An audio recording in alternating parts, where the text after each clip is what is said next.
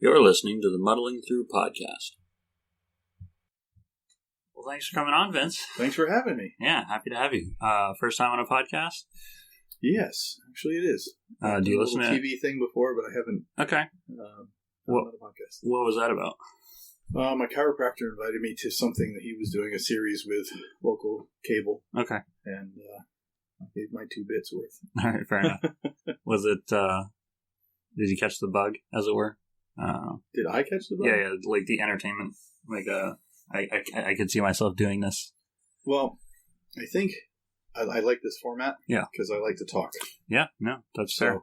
If it can just be conversational, then we'll kind of follow the rabbit trails where they lead. Yeah, absolutely. So, I mean, I guess the main thing would be you're a... What would you call yourself in terms of what you do for a living? Primarily, I call myself a strength coach. Okay. I'm a certified personal trainer, sports nutrition specialist, and a certified strength coach. Mm-hmm. How did you get into that? Well, the honest answer is I've been picking up stuff since I was a little kid, and I've just been always intrigued with it. Yeah. And it wasn't really until, in high school I did some stuff, but I didn't have free weights, and I trained alone in the basement. And it really wasn't as popular then as it is now. Mm-hmm. And then I got into training back in the early 90s. I did some competing back then, powerlifting. I'm not really a bodybuilder, not a physique guy. I don't like that diet stuff. Fair enough. And then... if you want to lean forward just a little bit. Sorry, I tend to recline.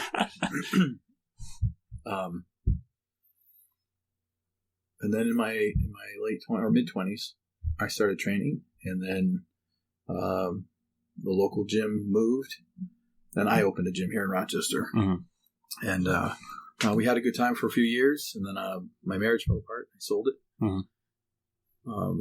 In that time that we were open, we started competing and put together a team, and we'd go around, a few times a year and compete. Yeah. Yep. And then I walked away from it for about 13 years. Okay. Came back, just started training out in my garage again, mm-hmm. and then decided that I needed to know more if I was going to teach people. Gotcha.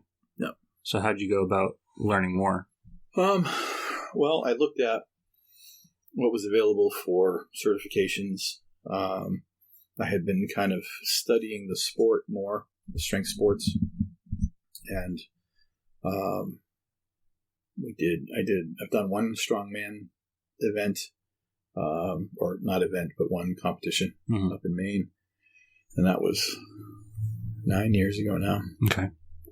But was intrigued with all that sort of stuff, and then I had to figure out how to program and to be effective, and so I've gone kind of the gamut of things mm-hmm. and come back to kind of whittling it down to the basics and what's most helpful to the broadest number of people. Okay.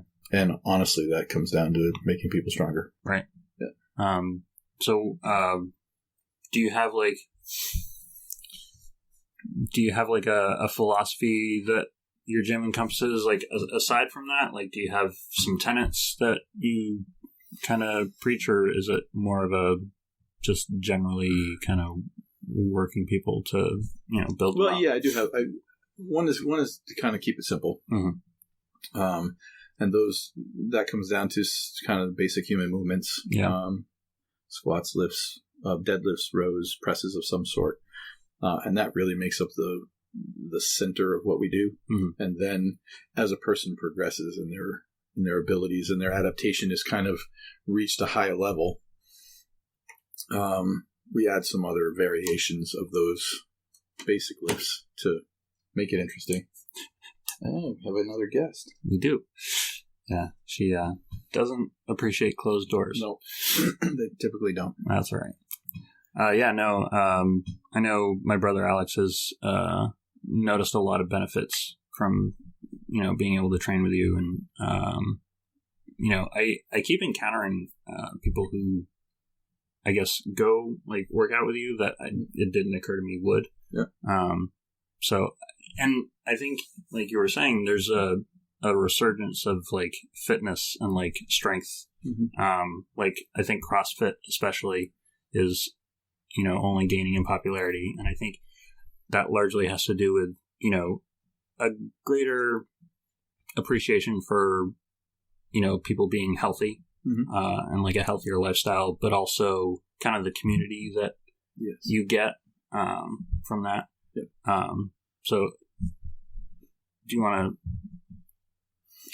to... Okay, so CrossFit really has done a good job in kind of creating community. They're at a little bit higher price point, generally speaking, so they kind of exclude a lot of the market by doing that. I would give them credit for actually making the barbell popular. Okay. That said, when I got started, CrossFit was really just beating the crap out of people on a regular basis with no real rhyme or reason. And that's really kind of, I think, attractive to a young athletic audience because they want to compete at something. Yeah. They want to push. The inherent problem with that is that there's no kind of progression that is discernible, and there isn't a way to tell that you're kind of reaching a peak of ability or that you're over fatigued. You just kind of keep beating yourself up every time you show up. Gotcha. So a lot of strength coaches got involved with CrossFit boxes and started to develop kind of programming for just general movement patterns. So if we go back a little bit, the first thing I think is that's important. One of my tenets is that I want to teach people to move well. If we can move well and we can start to load that, we can improve your performance across a whole bunch of categories. If you get stronger, particularly with barbell training, your balance will improve. Your sense of what your abilities are and your inabilities really are, which sounds kind of an odd thing, but when you get to the place where you know what your strength really is, you're not afraid to say yes to something or no to something that's outside of your wheelhouse. Right. And that's actually, I've had conversations with some older people that actually find that very empowering. It's like, yeah, I can do that, and I can't do that, and I know I can't, and I'm not gonna put myself in jeopardy over something like that. So, yeah, I think movement, always kind of moving towards a standard, correcting movement until it gets better and people are getting stronger as they learn is really key. Keeping it simple so that there's measurable progression in the movements that are used. And, there's in the end, progress happens that way because we're actually kind of manipulating adaptation in the body. And if you're just thrashing yourself every time you come to the gym, you're not really forcing your body to adapt to anything. It's just trying to recover from being injured all the time. So, and a lot of us have been most of the fitness industry for years really fed on that. The harder you work somebody, the more sore they are, the more valuable the workout was. Okay. And that's really not true. None of the research supports that. So some soreness is normal. Yeah. But to be totally trashed for days, then there's a problem. Yeah. Yeah, you're working yourself too hard, and your body's working so hard just to get back to being able to move again that it really hasn't made a discernible change in your abilities. Like it's more about recovery and less about improvement. Well, recovery is always important. Yeah. So what we want to do is we want to kind of push the body a little bit beyond where it was last, and then let it recover. Yeah. And then come back within a reasonable period of time, usually 2 to 3 days, and push it again a little bit more. And then again, rest, push it again a little bit more. And there are times where you need to back off a little bit. The deload phenomena is popular. I think it helps with kind of just structuring time that makes you slow down a little bit. There are other performance people who say there's no real reason to do that until there's evidence that there's a need to back off a little bit. Gotcha. So I'm more of the school of, we work, and then when I see that somebody's having a rough time, then we back it down a little bit. Mm-hmm. Most people aren't looking to compete. Most people that I work with, are looking to feel better. Mm-hmm. Regain some ability, lose some pain. Yeah. That's been a big one. The conundrum with weight training is that somewhere along the way you're going to hurt yourself. Mm-hmm. You're going to strain something. Sure. And that's a scary thing, especially if it's like a low back injury or something like that. I've had a number of those, and people get a little nervous. And if they'll just trust the process, back up a little bit, take another calculated run at it. After a few months, they start to find that, I actually am getting stronger and I can do these things. It just took a little bit longer for certain movements to not aggravate them. Mm-hmm. Or we eliminate those movements altogether. Right. So, yeah, it's an interesting concept of like you have pain because you're not exercising. Mm-hmm. Is a strange. It's like a weird thing to think about. Yeah. But that's actually something that I've noticed recently. I've been dabbling with working out recently and noticed that like I do some lifting at work, and bending over with buckets and pouring and all that sort of thing, and definitely had my share of low back pain. But in recent months, it's more or less cleared up in terms of like making sure I'm doing my movements properly and fully supporting and all that sort of thing. So it's been interesting, for sure. And how does nutrition kind of fall into it for you?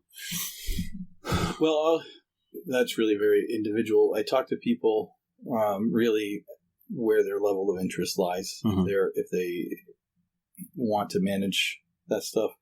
I don't get into writing diet plans and that sort of thing. I try to give people some kind of general tenets to work with. Yeah. And then we can get down to calculations, and there's calculators everywhere. Right. People can figure that stuff out. But the hard part is, are you willing to be accountable to reach your goals? Right. Are you willing to just kind of take a long, slow process and let this stuff come off? You'll feel better if you do it. Mm-hmm. You probably won't get stronger during that process. Unless you're really kind of new. Yeah. But that's okay. I mean, if you reach a level that your strength is, you're happy with what's going on in your life, you've got energy, you've got ability, but you got a belly, and you want to kind of trim that off. Sure. Well, the way to do that is to keep training, so we maintain muscle mass. Yeah. And then start just a small caloric deficit daily. Mm-hmm. So it's not like we don't want to go from stuffing your face to starving you, because that doesn't, it'll affect some change, but it won't be sustainable. Right. So, and try to teach people about, food and what's, where all these extra calories are coming from and where we can kind of cut some of that stuff off. Mm-hmm. Did you have to like take a class or something, or did you just kind of like, okay. Yeah, I took coursework. Okay. Mostly pertaining to sport, but really, and I'm no dietitian. I'm not claiming any of that sort of stuff, but it really comes down to, for weight loss, is calories in, and calories out. It's, you're either, not bringing in more fuel than you're burning, or you're bringing in less fuel than you're burning. Yeah. And if I said that right, but whatever. You understand what I'm saying? If there's a deficit, you'll lose weight. Yeah. If there's not a deficit, you won't. If you put yourself in a small deficit and then you kind of slow down your normal activities, you'll flatten out because you're not burning as many calories. So, it's helping people to kind of see where it all works together. Yeah. You can't outrun a bad diet. It's a famous kind of saying in the fitness industry. It's largely true. There are a few people who have the drive to do that. But what a tough way to go. Yeah. Just trying to drive yourself into the ground all the time to burn all the cardio in the world. Right. Really. It's not gonna get you very far. And then you still have to recover from that. So in my mind, it's simpler to kind of focus on strength. clean up your diet.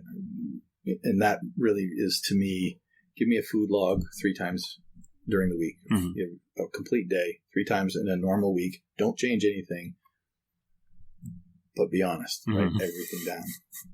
And I would say 4 out of 5 times people are like, oh, I didn't realize I was drinking that much soda, or wow, yeah, I have this little box of this little drawer in the kitchen that has like Snickers bars in it, and I kind of eat a couple of those minis every day. Sure. And I wasn't really thinking about it in the course of my day. People kind of do that. They just kind of don't think about it. Yeah, they think in terms of like the moment, you know, it's like, oh, I had this thing today, or I have this thing like right now, and then it just is, you know, right down the stream, and you don't think about it again. Right. And at the end of the week, they've got an extra 5,000 calories in their diet, and they're like, oh my gosh, I don't know where it came from. Yeah. So I think that's really a big thing. Mm-hmm. It's just kind of making people aware of stuff. Yeah, I mean that really solves a lot of problems for some people, because then their eyes are open. You right. know, I've asked them to do something. They have to be honest, and then they're like, "Oh, well, yeah, I see that." And I've had other people who probably aren't eating enough calories, and they're kind of tired all the time. So you got to figure out, you know, using the calculators, what it is that they need, and make sure that they get that. Mm-hmm. But most people just kind of have blind spots to things that they like, and they and aren't really considering that over the course of an entire week or month or year, what that looks like. Yeah. So it really is about, you know, finding something sustainable, and like not depriving yourself to the point where you're just not enjoying life, I guess. Right. Yeah. So if you're going to enjoy it, if you're going to go to a party, or, yeah. you know, and there's either beer there or there's ice cream or whatever, have one. Yeah. Have some. Yeah. Don't go to the mindset of, oh, I blew my diet, I'm just going to eat everything that's here. Mm-hmm. And over the next couple of days, find things that you can cut out that kind of balance that out if you're really looking for weight loss. And it's not horrible at that point. Mm-hmm. Yeah, it's one of those things that I like to, you know, I tell myself, and I tell other people that are interested in listening, is like, if you're consistent with everything else, like, you can let yourself go sometimes, you know? Yeah. So like, in terms of, I mean, really anything, you know, like sleep, or, you know, just stuff you're working on, or like if you're in the daily grind, it's like, you can take a day off. Yeah. Like, it's fine. Yeah. Because you're going to get back on the horse, you know, tomorrow. Right. You know, you're setting yourself up for, you know, being able to sustain the momentum. Right. So implementing discipline into your life over these things. And discipline is one of those words like all kinds of awful notions, but really it's making a decision to do something, mm-hmm. because the goal is more important than the little comforts or cheats that you have along the way. You know, mm-hmm. It's easier to say, man, I want to bench press 300 pounds. So I'm gonna, you know, I can do 225 pounds now, but I've got to work a program to get to where I'm going. Mm-hmm. And that may take you a couple of years. Yeah. Depends on the individual. But if you don't stick with a plan, you know, have some kind of even principles that you work by, mm-hmm. that build. Yeah. If you just keep coming into the gym, and every time you come in, you try to bench 225 or 230 or 235, and then you do that for a few weeks, and then it starts to go backwards. You're like, well, what's going on? It happens all the time. You're not building anything. You're just testing yourself all the time. Okay. And the same thing with food. I mean, if you want to lose 30 pounds, don't set a 30-day limit on that. Mm-hmm. You know, make that a 6-month goal. Yeah. Right. And then you can discover that, gee, I'm not really giving up that much every week. You know, I've stopped drinking soda, or I stopped having a beer at night, or I'm not having that extra bowl of cereal that I have every day just because it's my habit. Sure. Whatever it is. But I can eat pretty much anything else because it all falls within what I need for my my macronutrients, and I feel okay. Mm-hmm. But if you just feel like you're starving all the time, pretty hard to sustain. I'm going to do a 1,500 calorie diet. For a guy my size, that's like half to a third of what I need depending on the day. Right. So it's just, that's just not sustainable. Yeah. I do 1,500 calories in a meal.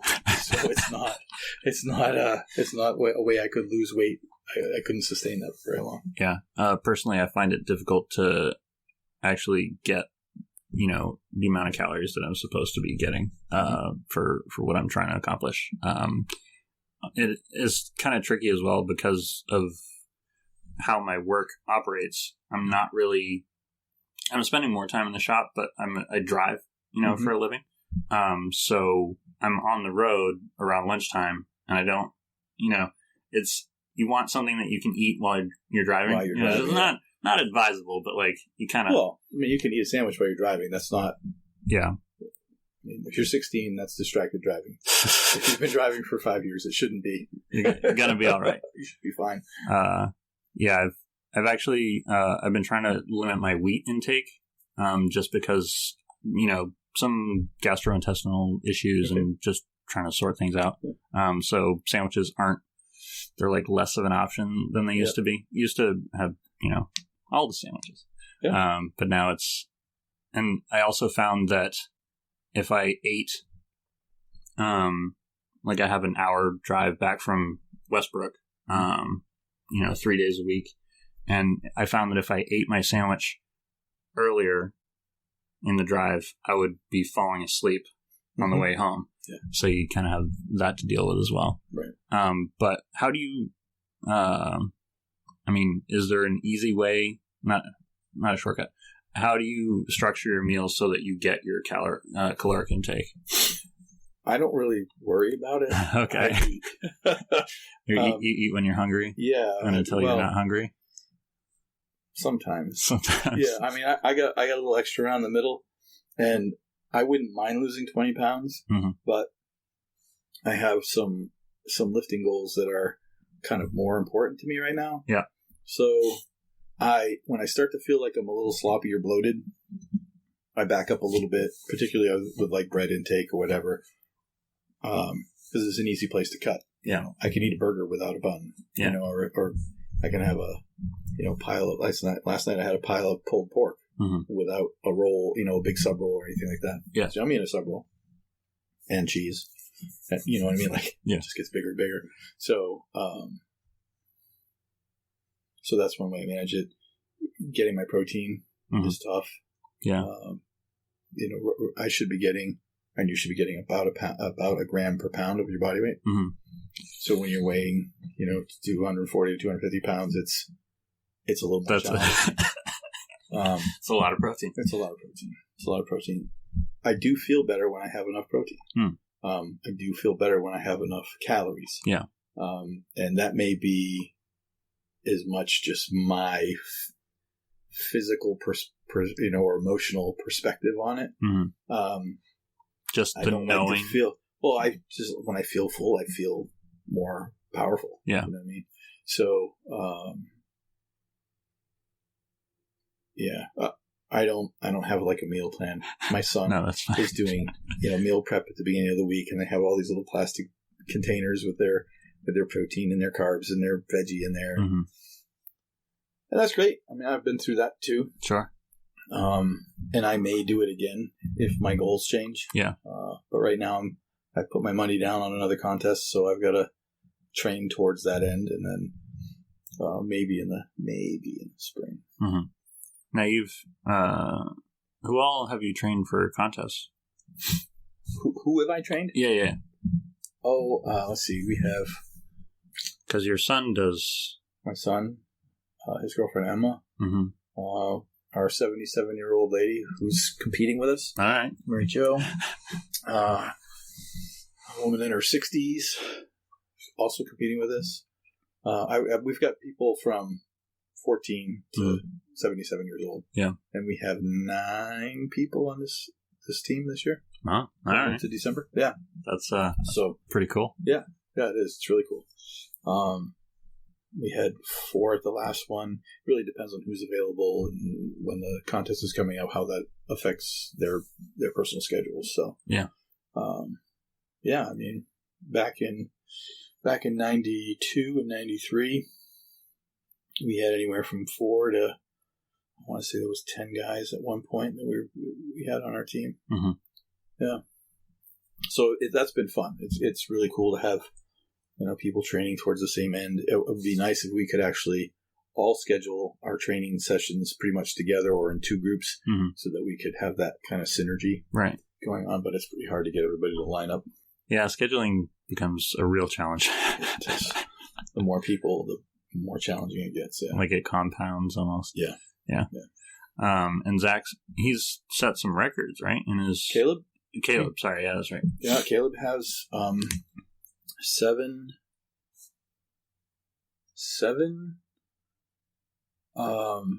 We call them Federation World Records, so they're not all-time world records, but with this federation, and they're all over the place. Mm-hmm. He has 7 world records with them.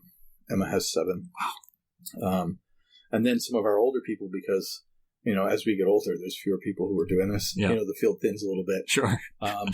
We have, let's see, we have several people with state records and world records in their age and division. I hold 4. Mm-hmm. 3 right now. Okay. And those are in which categories? My weight class, my age. Okay. Yeah. So men's 50 to 54, 242 pounds. Yep. Well, there you go. Yep. So I just got the squat record in July, and I have the bench. I had the bench back from December of last year, and then total. Yeah, that's pretty cool. Yeah, so I guess I have 3. Okay, I have 3. You have bench, squat, and total right now. Okay. I don't have the deadlift one yet. I'm hoping to get there. All right, that's next on the agenda. Yeah. Hopefully, take all 4. All right, and then I age out this year. I age out in March, so okay. I move up an older group, and then you can set some more records. I hope so. Okay, I hope so. That's the goal. So this is kind of tangential. I believe I've only met Alexis, out of your kids. Yeah. But from you see people around on social media and such. You never met Tori? I've never met Tori. Really? No, I think, was she in and around the homeschool group back in the day? Well, how old are you? 26. 26. So you're old enough to be just outside of, she's 20, she'll be 21. Was she in Pride and Prejudice? Yeah. She was Mrs. Bennett? Diana Berry. Okay. Was it Diana Berry? Or is that the other? Or was that? I think that might be Anne. No, that was Anne. Green Gables. So yes. Okay. Yeah. Yeah. Opposite Alex. Yeah. Okay. Yeah. I didn't see it because I'm really bad about going to theater performances, even if my friends are in them. It's like, come see our play. I'm like, I should, but I'm probably not going to. Okay. But no. But from what I can tell about social media and all that, it seems you've done like a real bang up job of raising your kids, and I got to give you. I can't take all the credit for that. No. I taught them to be sarcastic and, a little bit, maybe confrontational or challenging to get out there and try new things. And the boys have their band, and they're actually going to be here at the what is it over here? Knights of Columbus. Is it? Yeah. Right over at the... Yep, the bingo hall. Yeah, tomorrow night. Oh, cool. Yeah, they're going to do Rock the Raid. All right. Area 51, Rock the Raid. Excellent. Concert. So, if you're around, head over there. I should. Whatever proceeds are for, go towards the eradication of human trafficking. Oh, okay. Yeah. That's pretty cool. Yeah. Do you have any thoughts on parenting that you'd like to share? Oh gosh, that's a deep well. I think the thing that I see most now as an older dad, I tell Caleb and Tori, but particularly Caleb, like they got the best dad because I screwed up on my older kids, okay, and they could probably tell you that. All right. So I think I made it kind of my highest priority that when my kids went off on their own into the world, they always knew that their dad loved them and had their back. That doesn't mean that I don't call them out. Yeah. Where I feel like it's necessary, and they don't always necessarily agree with that, and that's okay. But I don't call them out because I'm trying to be harsh, and I'm trying to help them to negotiate life. So, yeah, always wanted them to know that their dad was for them and loves them. And I'm a bit of an entrepreneur. I just mostly because I can't work for somebody else. Okay. Not that I haven't. I'm usually a good employee. I just get kind of either tired of it or frustrated by the way people run things and chafes a little bit. Yeah, I think part of it is my more, I guess you would say, libertarian mindset. Where if I can do a job and do it well and do it in less than the time prescribed, and that's what you're paying me to do, then that's what you pay me to do, so I can move on with the rest of my life. Yeah. I don't need to do all these silly things, like take the long way around the warehouse or whatever to make it take longer. Make time. Let's just get it done. Yeah. Let's get the job done. Let's move on. If people are good at it, let them be good at it, and then reward them by giving them some of their life back. Yeah. So I say that, and now I have, I've got a gym that I have to be there so many hours in the morning, so many hours in the afternoon and evening. But I decided that. Yeah. Sort of, you've carved it out for yourself. Yeah. And yeah, no, it sounds right. Before that, I did construction. So when I started the gym, I started on a shoestring. Yeah. And bought used equipment, built almost all my equipment, all my racks and all that sort of stuff. All right. And so I had to learn to weld, all those things. So I was doing construction to make a living, and then started with, opening Vinny's gym, and, like whatever it was, 3 people or something like coming in. Yeah. And that was in the really flanking ends of the day. And then as it got more and more people, I started to build toward the center and shorten my construction days. And over the course of whatever it was, 9 years, I've kind of weeded out the construction, and so I don't actually have that as a business anymore. Okay. Yeah. You mostly consult on other people's home projects? I have customers who call me for stuff because I'm the guy who fixes stuff. Yeah. But I don't pick up big jobs anymore. I don't think it's fair to a customer to say, yeah, well, I'll take that job, but it's going to take me 3 times longer than anybody else because I can only give you 4 hours a day, maybe 3 times a week. Yeah. You know what I mean? So, and I just tell them I can't. If you're willing to let this thing drag on forever, but my experience is the longer you're hanging around somebody's house doing a project, the more tired they get of you. So yeah. I just try to, just not take those. Yeah, just be upfront about it. Yeah. Fair enough. How did you get started in construction? Well, I told you I had a gym back in the early 90s, and then my marriage went south. Yeah. My neighbor was a heating guy. Okay. And it was a father-son's operation here in town. Yeah. He said, and he had seen the work I did in my own house. I had him come over to do the heating work. Yeah. He says, you look like you have, a mechanical ability. Nobody ever told me that before. Okay. It wasn't something I ever pursued. Never even thought of it. Yeah. And he says, I can teach you to do heating work. So I said, cool. So I started working with him. And I did heating work for a couple of years. And then I did a little bit of heating stuff on my own and some remodeling work, some repair stuff. And then I did home inspection for a number of years.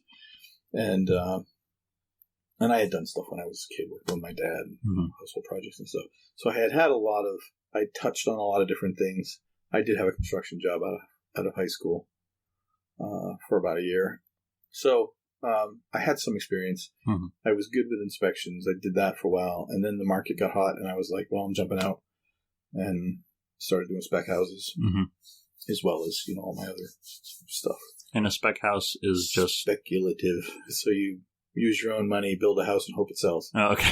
I did that a few times, and the market started to get soft, and I guess I sat on one for a while, and I was like, okay, we're not doing this anymore. And then everything fell apart in 2008. Yeah. Yeah. The end of 2008. So, And it was 2010 that I officially opened the gym. I had been doing it since 2007 and just had a bunch of guys coming over and flipping tires and dragging things around the yard and doing what we could with the one barbell that we had. I remember the garage didn't even have shingles on the roof yet that first winter. And so the wind would kind of blow up through the soffits, and it was freezing in there. Yeah. We'd take little sterno cans and put them on a piece of sheet metal and then warm our hands over that and then, go do the work on the bar. Just crank out some reps and then go back to warming your hands. Yeah, I had a torch. I would warm the bar. I still do that once in a while, really cold days, because everything gets cold. Yeah. I'll warm up the bars for my early morning people with a torch. Mm-hmm. I'm sure they appreciate it. Oh, they do. Yeah, they do. So yeah, inauspicious beginnings. My brother was going to throw away a power rack and a barbell set. He had back surgery and he was pretty much done with free weight stuff. Mm-hmm. And he said, "You can have it. You got to come and get it, or I'm throwing it away." Like, I'll be right over. So that's where we started. I don't even have that equipment anymore. It's all gone.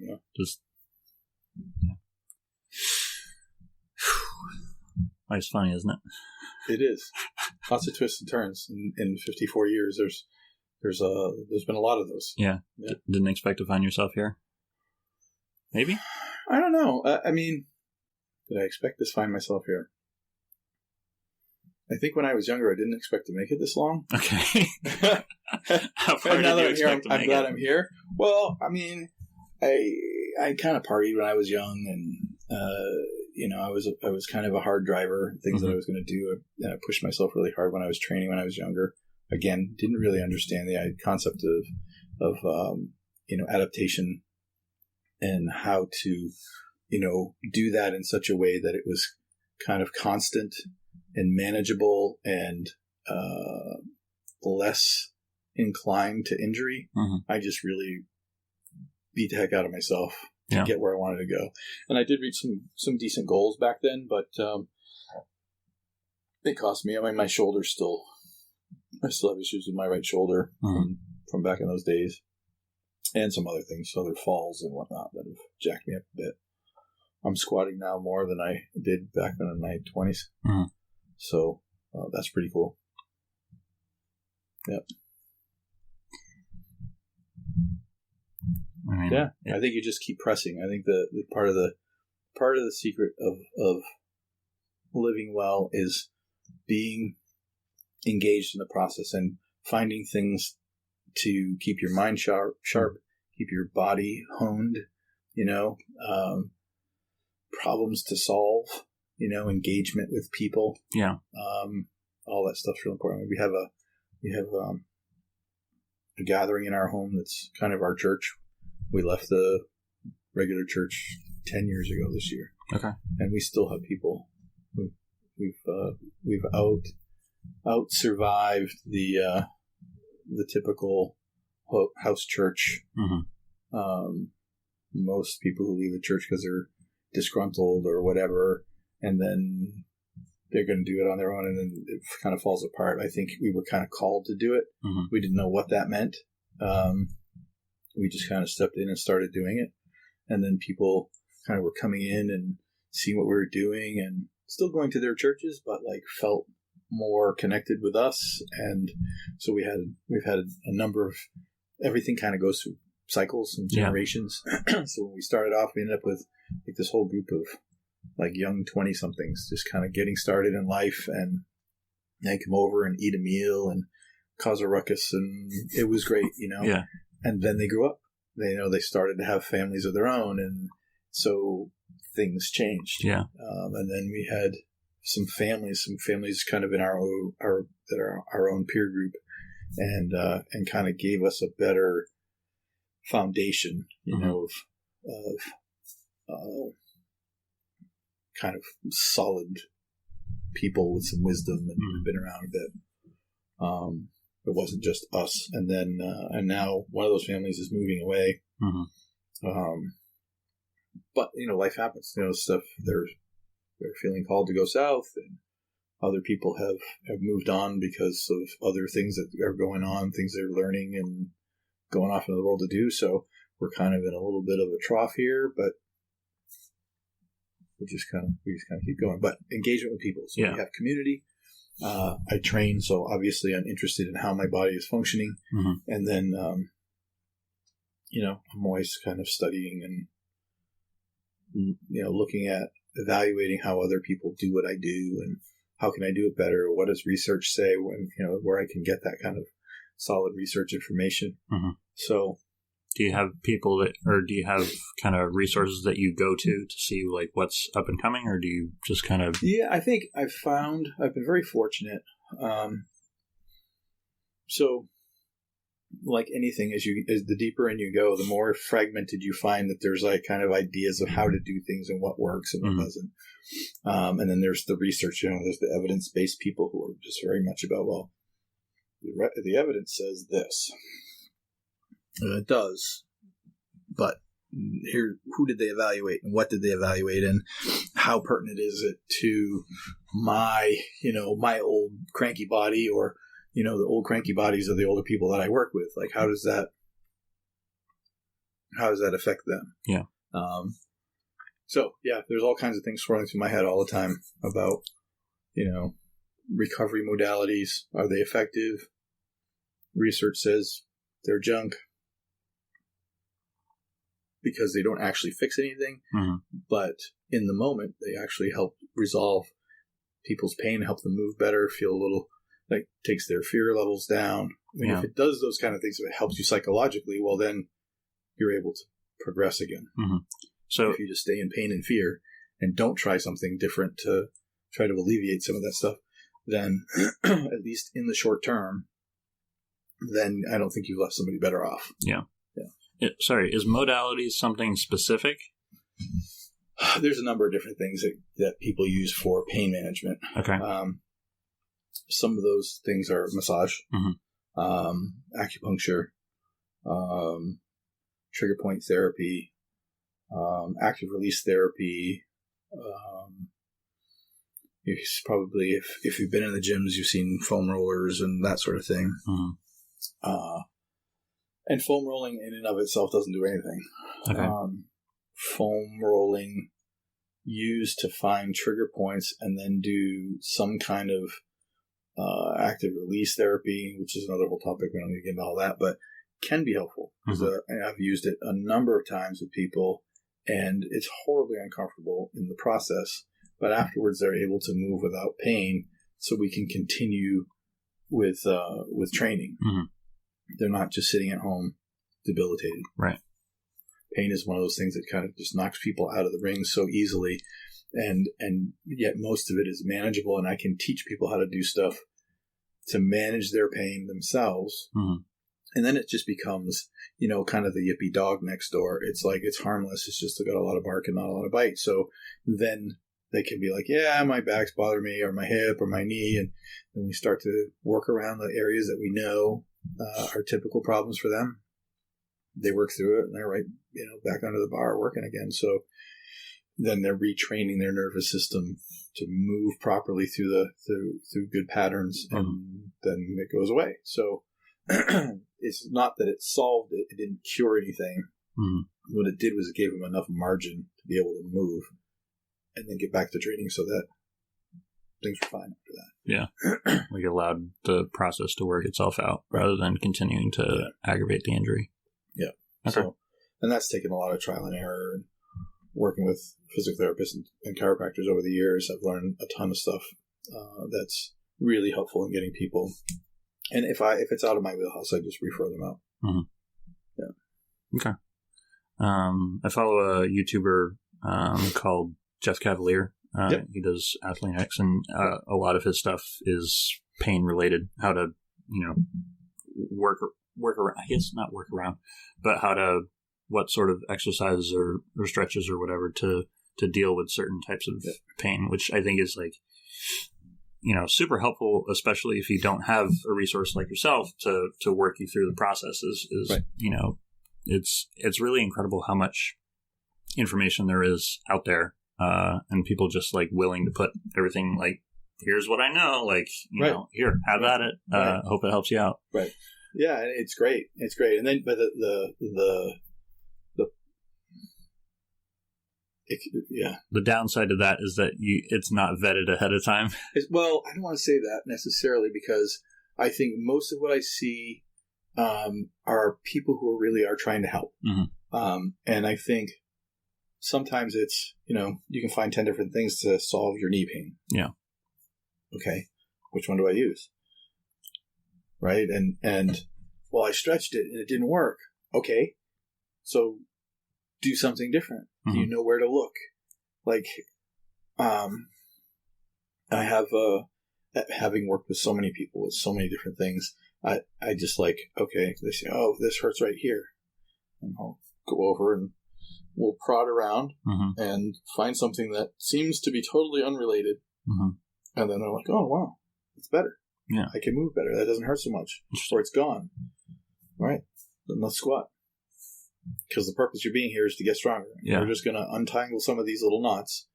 And I mean that in a figurative sense. Like, sure. let's not let this stuff get you bound up so that you can't, or you think you can't, mm-hmm. and move you to the place that you can. So I had a lady, she was relatively new to me, and she went skiing. In this goofy fall, the kid went over the front of her skis and she fell sideways, completely ruptured her ACL. All right.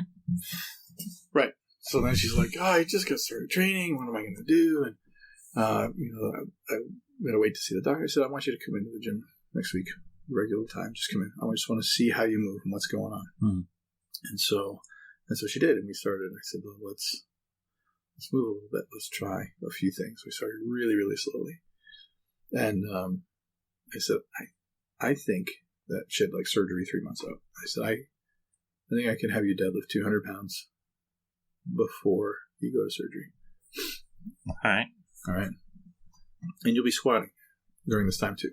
Okay. And she's like, I got this. Yep. So we worked with her. And she, the night before surgery, I think she deadlifted 215 pounds. And she squatted 145 pounds. Wow. Yeah. It's a little baby woman. Yeah. Never weight trained before. Huh. So, and her knee felt pretty stable. I mean, we did all kinds of different things, but mostly we focused on the basics, really working on strengthening her hamstrings. And yeah, I mean, she did great. She's had some other issues since then. She tweaked her back, and that's been a bit of a challenge to sort out, but mm-hmm. those things happen, and some things just take time, whether we like it or not. Yeah. I mean, would you say that back injuries are some of the hardest to deal with? They are. I think they're the thing that screams the loudest at people, because when your lower back feels, when your knee hurts, you limp around and you're kind of frustrated. Yeah. It's a frustrating thing. When your lower back hurts, you feel vulnerable. Yeah. Like you are now prey. Mm-hmm. Right? Life is going to come and eat you. Right. And having been knocked down with back pain so bad that I thought I wouldn't walk again, mm-hmm. I understand back pain. Yeah. I understand. I've been literally like flat on my back, barely able to move from a couch to a chair, mm-hmm. That I could wheel to the bathroom to go to the bathroom. Like, it really scared me. Yeah. And at the same time, I was like, I can't let this hold me down. So the first night it happened, I slowly got onto my knees and got myself worked up so I could stand. Mm-hmm. And I'm standing. And I'm like, yeah, I'm up. And I sneezed. It was like a house of cards. Whoosh, right to the ground. So I was like, I felt so vulnerable, so fragile at that point. Yeah. But here I am, and I've, like I said, I've squatted more than I've ever squatted. I deadlifted more than I've ever deadlifted this summer. Right. Yeah. At 54 years old. And I'm not like a novice to grinding out hard lifts. I was doing that many, many years ago. Yeah. So, yeah. But it's just keeping at the daily grind. Yeah. Yeah. So there's another interesting topic is pain. And what is pain? Where does it come from? And how do we manage it? Mm-hmm. And what kinds of pain are, warning signs, and what kinds of pain are sort of markers of progression? Right. So you can have acute lower back pain mm-hmm. and have it mean absolutely nothing, at least in terms of medical testing. Okay. So, person I mentioned earlier whose back has been injured and it's taking a long time to sort this one out. I'm not getting to work with her on this one. So, she went in for MRI. It was just so bad after months. She was like, so it's not going away. There's nothing there. There's nothing. There's like some minor disc bulges, but nothing that would be attributed to the pain that she's feeling. Okay. And so I have some suspicions, but I'm not the one who gets to speak into this one. So I've invited, and I'll wait and see what happens. But pain is interesting because pain. So there's the kind of the biomedical view of pain, and then there's the biological view of pain, and then there's what's now the biopsychosocial model. And simply, it's yes, there can be, if you broke an arm, it's going to hurt. Yeah. There's a very real reason why you need medical attention. There's times where you strain something, and if you had whatever the best X-rays, MRIs, whatever, it won't show really anything that's going on there. Right. Some pain, and so the pain initially, is an alert. Something's wrong. Back up. Okay, stop doing whatever you're doing. That we're potentially doing damage here. Yeah. But if you then kind of give it that mental assent to be there, you almost like give it permission to live there. So psychologically, you're like, put it there. And the best example I can give for that is ghost pains in amputees. Like somebody lost a leg and they have foot pain, but there's no foot. Yeah. There's something in your brain that's saying there's pain. Why is that? Is there some trigger that caused that? Is there some kind of event that just happened in your life that made you feel uncertain? And so you've somehow emotionally linked that to, the pain. Maybe you have back pain, and your parents had back pain, and that was really debilitating for them, or some relative, or whatever, a friend, and you've emotionally connected with that, that response. And so now you have back pain, and you start to assume that that's the same thing that's happening to you, that this is somehow, the harbinger of slow agonizing death for you. Right. So now, Caleb and I actually kind of bust each other's chops over pain, in certain things. And we've, he's been really good about like telling himself what the deal is. This is just nothing. This is not something I need to worry about, because we know after training hard what certain pain feels like. New nudgy, even if they're sharp pains, like sometimes my knee really bothers me. I have some trigger points that I go to and I manage it, and most of it goes away and I start moving in and I'm fine. So if I let fear dictate the definition of what that pain is, I will almost embed it into my psyche that's some bad thing, and I can't do this and I can't do that because of my knee. And there's certainly some things that I can't do because I know that they're going to just really cause me a lot of pain, and the value that I got out of that activity isn't worth the pain I will suffer. But to say I can't squat or I can't deadlift because my knee hurts is just false. It's a false narrative. So I need to kind of speak to myself about what is this pain and what does it represent and how can I manage it, and what's the truth of the matter. I didn't have anything major happen to me. It's just this kind of weird nudgy thing that's yelling at me, and there's no real pathological reason that should be there. And so I deal with it, and 9 times out of 10 it goes away, clears up. Yeah. Huh. Interesting. Yeah. So is it? What is it? What's the phrase? Fear is the mind killer. Is that kind of? Does it kind of fall into that? Yeah. I mean, neuroscience is a fascinating thing too. If we're running out of time. No, please. How the brain works and how we speak to ourselves can change how our brain perceives events, and in that change of perception, we kind of change functionally how we view other things. Yeah, or we fall into kind of the way we've always done it, and this thing means that this bad thing is going to happen. Well, no, not necessarily. I've heard that when we're children, under the age of 7, I think it is, we kind of learn by just observation. Like, we just absorb things like a sponge, and there's a technical term for it, but I don't remember what it is off the top of my head. After that, we've got this huge bank of tapes that we've learned from parents and school and all this sort of stuff, what life is. And we interpret the rest of our lives based on what we learned by the time we were 7.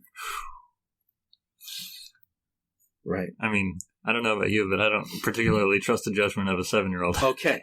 So there we go.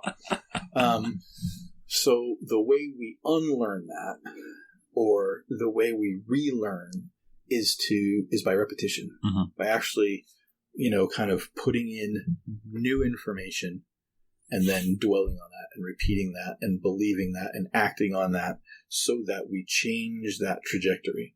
It is a process, and it is a very intentional process. It's not going to happen accidentally, but it's pretty fascinating that you can affect stuff like that. And some people believe that you can even affect, your own physical healing of things by responding differently.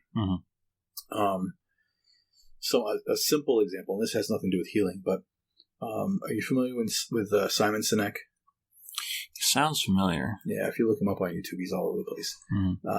He's I don't know what you'd call him. He's kind of an observer, and he speaks to businesses and whatnot about better practices and how people operate. So like an emotional wellness coach? I would call him a coach. Okay. Like a philosopher? Yeah, maybe. I don't even call him a motivational guy. He sees what's going on and interprets that back so that we can do it better. Okay. So a prophet. Maybe in a sense. He did this it was like a 2-minute clip, and he was talking about, he says, it was at the Olympics, or I was watching the Olympics, and the reporters all of them would go up to an athlete and say, after some big event, were you nervous? Were you scared? And to a person, the athletes would be like, no, I was excited. Yeah. It was awesome. I was really excited. And the reason they did that is because they would have been scared in that same situation, right? But these athletes had trained their whole lives to do what they were doing. Right. This was the pinnacle of what they had trained for. This is what they came to do. So they were excited. This was a huge opportunity for them. But a reporter who was kind of a desk jock is like, gosh, that was really scary looking, right? Like, that's a lot of pressure, right? And so he started to think. He said, What are the signs of your being nervous or frightened? Right? Your palms get sweaty, your heart starts to race, you get butterflies in your stomach, right? Yeah. What are the signs of your being excited? The exact same ones. The exact same ones. So he said he did an experiment on himself. So he was on a plane, I guess, and they hit some really bad turbulence. And he travels all over the place, so it's not like this is new to him. So it had to be pretty bad. Yeah. And he started to feel his body go panic, and he said out loud to himself, "This is really exciting. This is really exciting." He heard himself say that, and his body started to respond differently. He started to view it differently. Yeah. And then he did it again. He was going to speak in front of, like, I think he said it was 3,000 chiefs of police. So this was like, what he had to say was going to be going to people who were going to be able to influence society, influence culture. He was feeling the weight of it. It made him nervous. Yeah. And then he said, wait a minute. this is really exciting. I get to talk to these people about these important issues who can go out and do something about it. Mm-hmm. So he reinterpreted that kind of stage fright to excitement. Yeah. So it's the reframing. So it's like seeing obstacles as opportunities. Change the narrative. Yeah. When your body reacts to something, take a breath and reinterpret that. Tell yourself a different story. We're always telling ourselves stories, right? When we hear something tragic or great, whatever it is, happens to somebody that we don't necessarily know, of them or seen them around or whatever, but we don't really know the whole thing. We start to fill in the blanks. Well, they were probably drinking, or they did this, or either we've got kind of a negative, or maybe we have a positive, but we don't really know what the story is. We're wired to understand life through story. So we start to fill in the blanks. Yeah. Well, what if we start to fill in our own blanks by, rather than that internal narrative based on some guttural feeling, we reinterpret that as excitement or opportunity, or I think those two things right there probably sum up most of it. Yeah. You can break it down to 100 million things, but it comes down to that. Gratitude. Let's retell the story before it develops into something that we now have to repackage all those pieces and put it all away. Let's right away go to reframing the narrative. And I think it's a very powerful thing. I don't think it gets used very well, but or very often, but I'm trying to do it. Yeah. And then life always throws you some new challenge, and you're like, you believe that? Oh, here, how about this? It's like, I wasn't expecting that. I don't know. I listened to this podcast by a fellow named Jocko Willink. Oh, discipline equals freedom. Discipline. Get after it. Yeah. And what he'll talk about is, his good mantra, where someone will be like, this terrible thing happened. He'll be like, good. Now you can do something about it. Or, we tried to do this thing and it didn't work. Good. Now it doesn't work. Now you can fix it. Right. Or, this horrible, tragedy happened. Like, good. Now there's a need. You can fill it. Right. And it's just that sort of reframing that you were talking about. Just and telling yourself a story of, well, here we are. Yeah. It's time to get moving. I love it. Yeah. I love that stuff. Yeah. And I need it. I need that injection like almost daily. Yeah. I need something like that to kind of remind me to keep going. And, and I want to be that voice for other people. Mm-hmm. And I do have some audiences that I can encourage that in, So it's cool. Yeah. I love it. How do you find, is it pretty straightforward for you, trying to build a community, or are there specific things that you have to keep in mind when you're trying to bring people in? Okay. So I think that I am, a couple of things that I am is I'm a visionary, and I'm a community guy. Okay. So I'm not the kind of guy who's got a vision to build a huge, multi-million-dollar business. Yeah.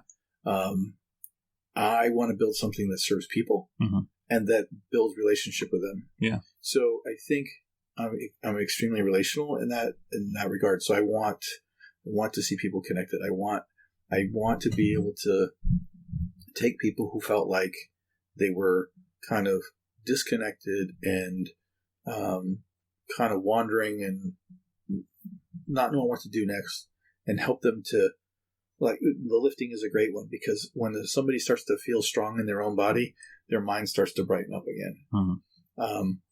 And as they do that, if they start to talk negative, well, then I can turn that conversation, just like, Jocko was saying, well, what about this? And how about that? And this is an opportunity. And rather than doubling down on the negative, let's find a way to turn this into something good.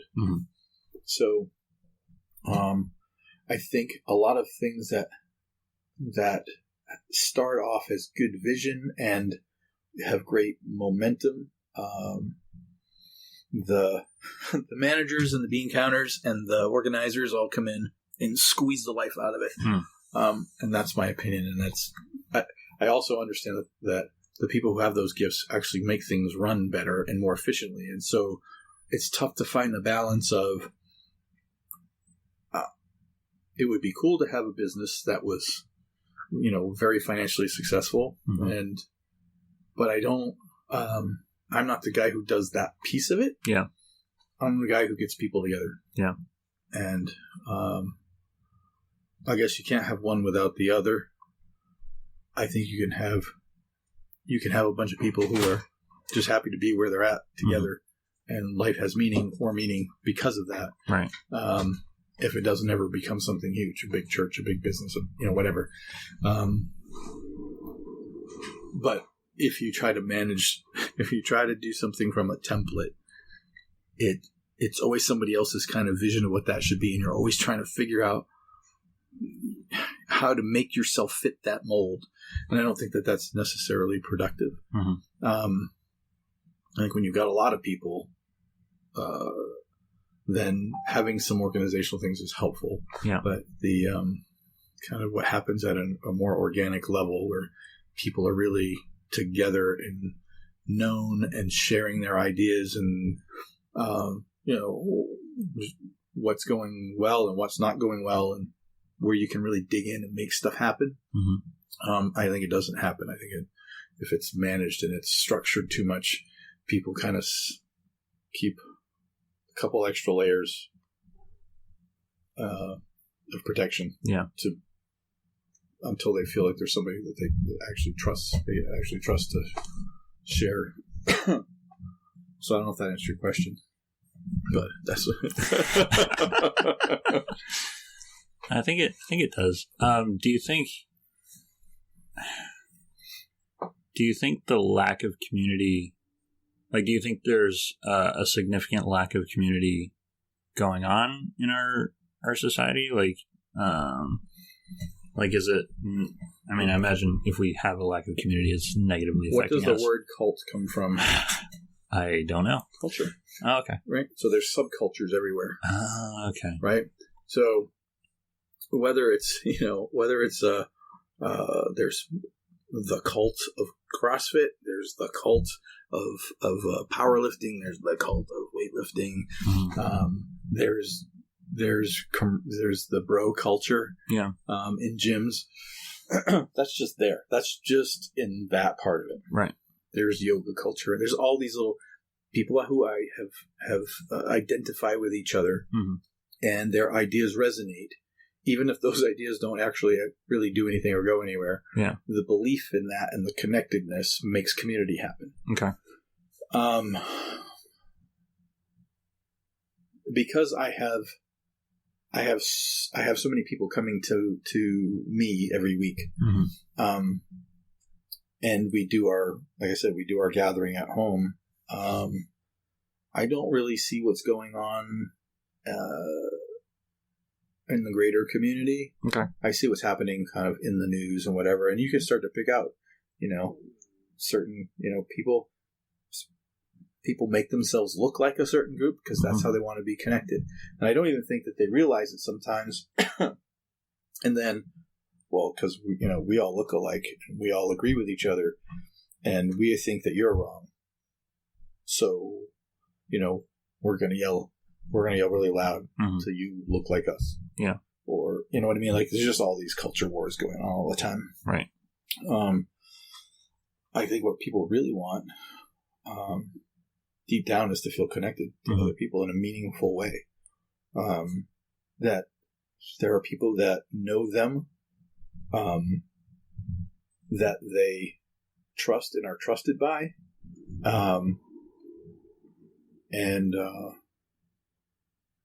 and then everything else kind of comes together after that. It's easier to go out and face the world when you know that there's people who got your back, who know you. You come back after a crappy day, and whether you gotta grumble or cry or sit in a corner and huff and puff for a little while. that those people will still love you. Right? They're still interested in what's going on. And as long as your behavior isn't so disruptive and rude and hurtful to everybody else, they're going to want to help you to kind of get out of that space and get perspective and get on with better living. Right. So as long as your community is able to absorb the negativity that you're kind of bringing into it and diffuse it, I guess it would be the word for it. Yeah. You can kind of maintain that. Yeah. Yeah. I think about Jesus and how he managed, sinners, and like he didn't ever like beat up on sinners. Mm-hmm. He didn't beat up on people who screwed up. Yeah. He beat up on the people who kept pointing it out to other people. Yeah. And it's not that when you screw up that sometimes it needs to be dealt with, because it does. Mm-hmm. But I think we spend way too much time dealing with other people's wrongness rather than helping them get out of get to a better place in their life so they can be more fruitful in whatever it is that they do. Yeah. So, yeah. That's one of my things. Has been for a long time. The gym is a great place for me to do that because I get to really know people personally. Right. Yeah. Do you consider yourself like you're kind of a physical therapist, but do you think like a mental therapy kind of is a part of your... I think I just want to be a friend to people. Yeah. In the truest sense that I can be. That I can be a help and an encouragement. I can, in that, be allowed to speak the truth when it's necessary. Mm-hmm. But I'm not going in there to just, beat people up and make them feel terrible. They usually already do. Yeah. So what can we do to get them, to restore them to a place of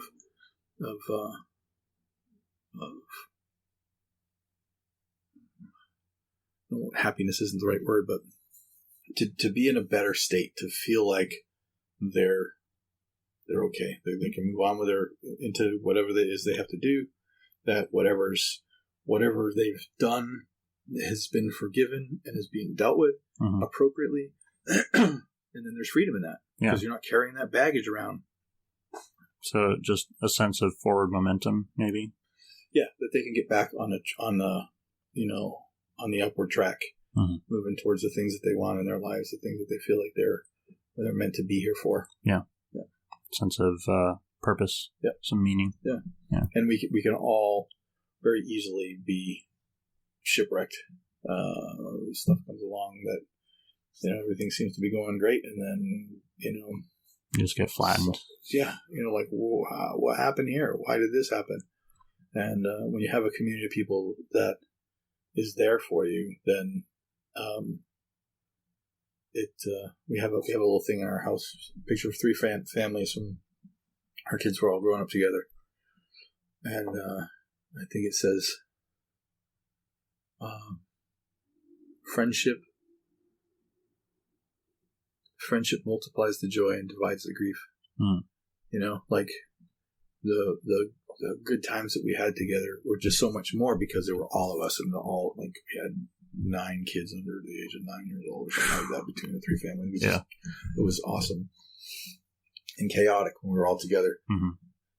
And yet one of the guys came to me once about something that he felt that God just wanted me to know, and I needed to hear it, and he knew that it was a risk to our relationship for him to say what he came to say. Yeah. And I respected him all the more. I think it took our friendship to a much better place. But it takes a while to get to the place where you have people that you trust that much. Right. But it's also incredibly reassuring and valuable to your life to have that kind of thing. Yeah. Well, that seems to be a pretty good place to sign off. Thanks again for having me. This was great. Yeah, no, it's been awesome. All right. Have a good night, everybody.